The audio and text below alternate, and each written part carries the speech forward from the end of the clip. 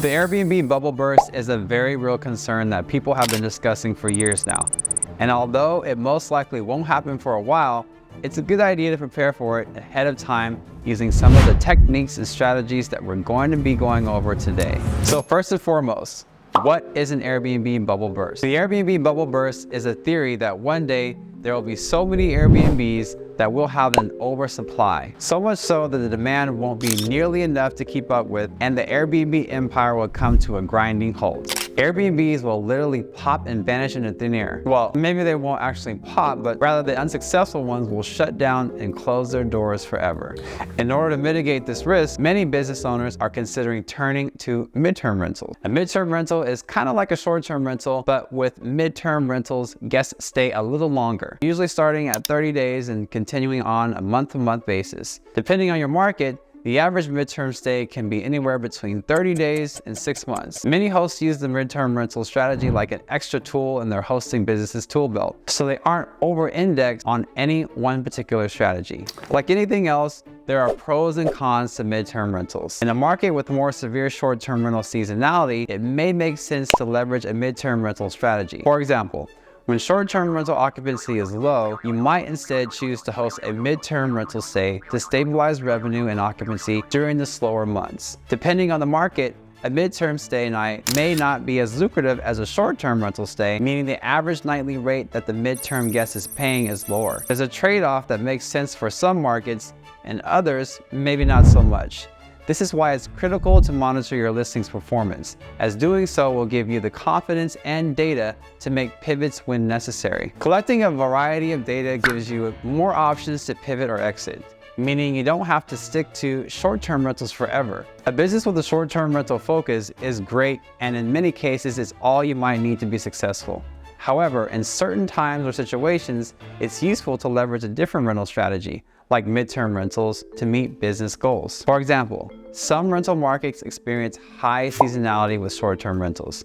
This means there might be sky-high occupancy and revenue during the warmer months, but maybe a slower trickle in occupancy when it's cold. In this scenario, it may make sense to host midterm rentals during the cold months, and this will help to ensure occupancy and revenue is stabilized, even though the payout may be lower. A heavily regulated market is another example of one that could benefit from a combined strategy. For example, the city may impose a regulation that limits the amount of days in a year that a home can be rented as a short-term rental. In this market, the host may instead switch to a midterm rental strategy when the short-term rental clock runs out. The trick is to first understand your market, then build a game plan that works the best. It's also a good idea to keep an eye on what's happening in the market to assess demand for midterm rentals in different locations. And it's helped us make more profit than ever before. For example, one of the most popular types of midterm rental guests out there are traveling medical professionals. When COVID hit, the industry boomed and thousands of traveling nurses and technicians took to the road to provide support. A growing need for midterm rentals emerged, particularly those in proximity to major hospitals and major clinics. One of the first things I look at when considering a midterm rental is the location of the major medical facilities. This factor plays a huge part in the bookability of the listing. The closer the listing is to facilities, the better. This is a huge selling point when renters are looking for a place to live for a few months while working. I also look at local regulations. Many markets have pretty strict requirements for short-term rentals, and some even limit the number of days you can host in the year. These markets are prime for midterm rental strategy because they afford savvy hosts the opportunity to operate in a market with strict guidelines. The restrictions also scare a lot of other hosts away, so competition is usually minimal. Never, never be afraid to solve a problem that someone else doesn't know how to. Be true to the systems and processes in play. Monitor them so they don't break down. When they do, even in the slightest, fix them. Keep peak performance a priority goal and trust in the team you built to help make you aware of the business needs. Above all, be a problem solver. Pivot when you have to and never be afraid to take action. The truth is, every industry encounters unforeseen challenges. In the short-term rental world, pandemics, recessions, and even regulation changes are always a potential threat. Always use the tools in your tool belt to pivot when you need to. Yes, this means that as a business owner, you absolutely need to have alternative plans identified and ready to rock with you always. This doesn't mean that you operate in fear, but rather with confidence that your business can survive unforeseen challenges. Honestly, there will always be changes in the market. The most important thing to do is to have a plan in place to adapt to the changing market. One thing you should always do when the market shifts is evaluate your business's performance. This exercise helps to keep you informed on where there may be opportunities for improvement or adjustments. For example, if you notice that occupancy is falling, you might take a closer look at your pricing strategy. Are you priced significantly higher than your competition, or has the market average changed overall? Also take a look at feedback from your guests. Is your target customer or guest now looking for something that you don't offer, like faster Wi-Fi services or even flexibility with pets? Answers to these questions will help you make the proper adjustments to remain relevant and competitive in the market. So always be on the lookout for emerging changes and trends in the industry. It's a big part of planning, goal making, and just keeping aware in general. Read the news, subscribe to your favorite podcast, follow the favorite short-term rental social media guy, me, wink wink. Don't put yourself in the position to be blindsided by a change that you likely had tons of lead time to plan for. Trust me, I've been there.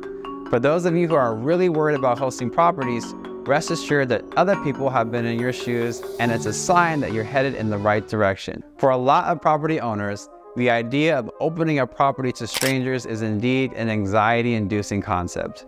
Will short-term rental guests trash my house? Will they throw loud, obnoxious parties? Are they going to bring their pet children? The best advice I give to anyone with these concerns is to lean on someone with expertise in the space. Even better, I encourage everyone to complete their own research and make a plan.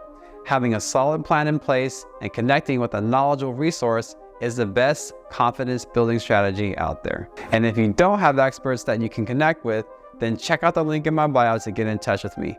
I'll be able to help you avoid all the common pitfalls you'll come across and teach you almost everything I know so that you don't have to learn the lessons for yourself. A really good sign that you're doing things correctly is if you look back and realize that you're doing things more confidently than you did in the past. I remember when I first started hosting with midterm rentals.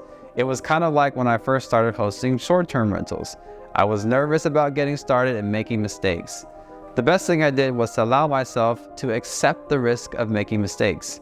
It's truly one of the best ways to learn. In the beginning, leading the management process myself gave me the chance to learn what needed to be done. Then I figured out where I needed the most help and began to bring on other people to help me. Things like cleaning, guest communications became standard processes, which made it easy to train my team members.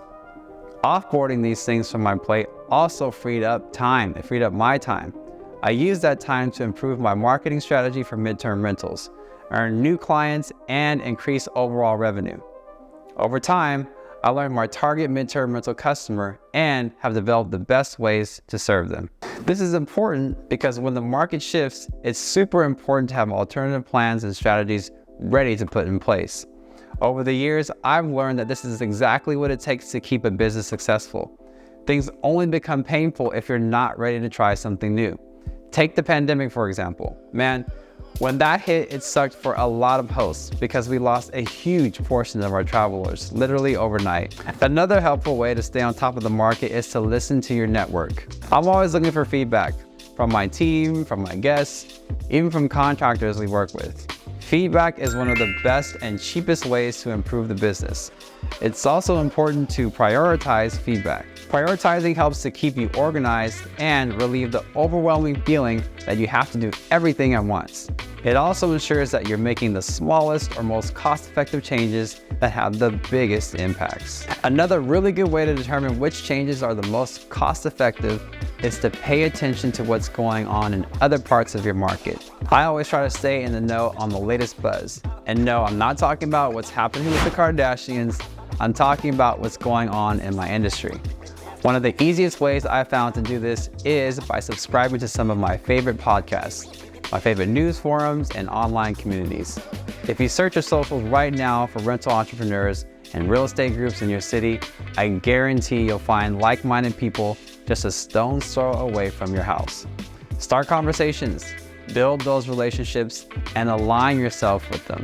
Doing so not only connects you with others, but exposes you to different information sources, which is critical for staying in the loop about changes, trends, and potential roadblocks. Learn what others are doing to plan, adapt, and stay relevant. Then, as you see fit, make updates and develop system changes of your own. But what if it's your first year hosting properties? Or what things should you keep in mind to make sure your business stays afloat? What insider knowledge do you really need to succeed? Well, you can learn about all of that and more by clicking the video on screen and subscribing.